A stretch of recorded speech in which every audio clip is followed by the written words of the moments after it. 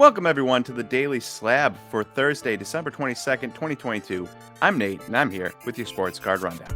If you like this video, please click the like and the subscribe button. Helps us get this video out to more card collectors like yourselves. All right, first up, we have the trender for today, and the trender is Carlos Correa, because he's had a very, very strange contract situation. If you haven't paid attention to the MLB offseason, or if you're not a fan of baseball, you may not have seen this.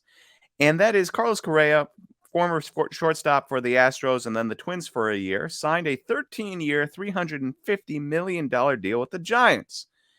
And then there was no press conference and no press conference. And then there was supposed to be a press conference the other day, and it got pushed back. At which point, Carlos Correa and his agent said, nah, we're going elsewhere. And the Mets signed him to a 12-year, $315 million deal. So from 13 and 350 to 12 and 315 because the Giants had medical reasons why they didn't want to sign him or something like that. They wanted to re-engage in contract talks. Well, it didn't happen. The Mets swooped in and signed him. And it's one of those situations where news is news, right? Good news, bad news. Signing a deal with the Giants, good news. Not signing a deal with the Giants, maybe bad news for Giants fans, but good news because it keeps his name in the media. And then he signs with the Mets, which further extends people seeing his name, and that is good for his card market. You got his 2013 Bowman Chrome Refractor Auto BGS 9.5 that has increased 52% in the last month, and you have his Topps Chrome Update PSA 9 that you can see that has increased 125% in the last 3 weeks. And so while maybe Giants fans are disappointed and Twins fans are disappointed, collectors of Carlos Correa definitely not disappointed. Big news getting his name out there consistently and then getting him onto a Mets team who's very good. And we'll see what he can do there. Probably not playing shortstop because Francisco Lindor is there, but he might just become one of the best third basemen in the league. All right, let's move on to who's hot. And who's hot is the New York Knicks. They have won 8 games in a row. Yeah, the New York Knicks have won 8 games in a row. I know, it's crazy. And they are now 18 and 13, 6th place in the East, 5 games over 500. For the Knicks, that's pretty stinking good. So shout out to them.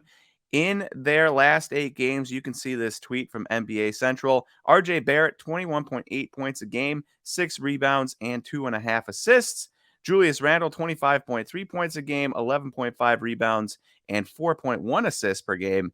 And then you got Jalen Brunson with 20.4 points per game, 5.6 assists, and he's shooting 49% from 3 in those 8 games. Really incredible stretch of games for them. And I'd say the most interesting player from a card perspective here is RJ Barrett, the former top pick for the Knicks, number 3 overall, I believe, a couple years ago, 2019. Well, you would expect a hot stretch like this where he's averaging 21 points to kind of have his prices go up. I went and looked at some cards, looked at a lot of cards, and what was interesting to me was that his Prism Blue, Yellow, Green from Choice PSA 10 sold for $338, the first sale in 2022 that it sold, which was on February 14th, 2022. $338.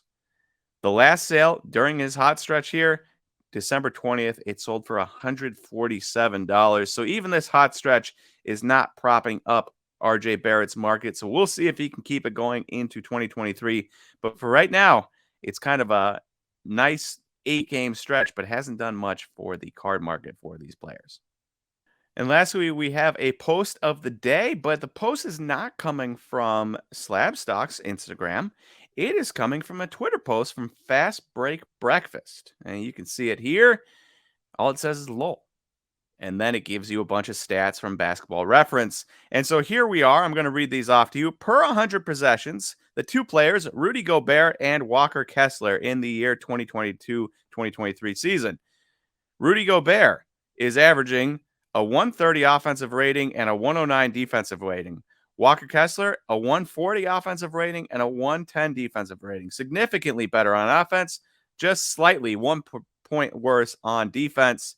And you've got their shooting percentages. Walker Kessler is averaging 2 less shots a game, but has a higher field goal percentage at 75% compared to Rudy's 65%.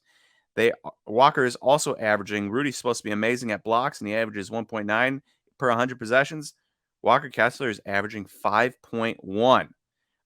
Advanced stats, PER 20.0 for Rudy, 20.7 for Walker Kessler. And of course, Walker is a part-time player, but the Jazz may have just traded away Rudy Gobert and got Rudy Gobert back in his place and gotten first-round picks for it. It's pretty incredible.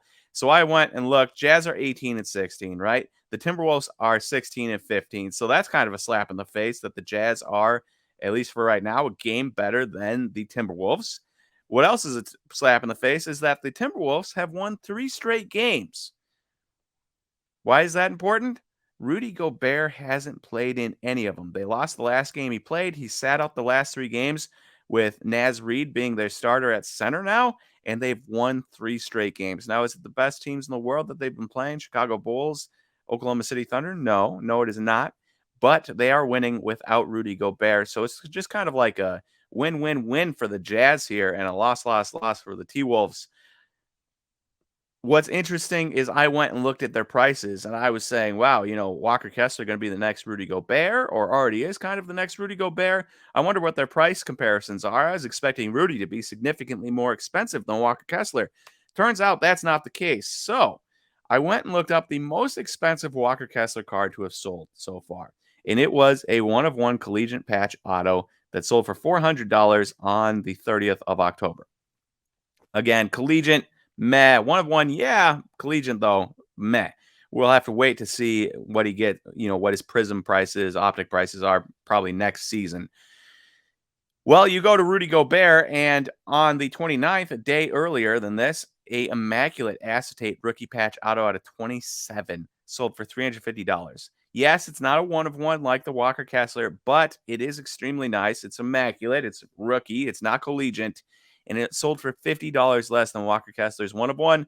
Also, you could have bought a Rudy Gobert 2013 NT RPA out of 25, BGS 8.5 on the 17th of December for $490, just $90 more than the most expensive Walker Kessler card, which just goes to show me that the price difference isn't that drastic, which means people are probably valuing Rudy Gobert exactly how the Jazz valued Rudy Gobert, thinking that he was probably replaceable.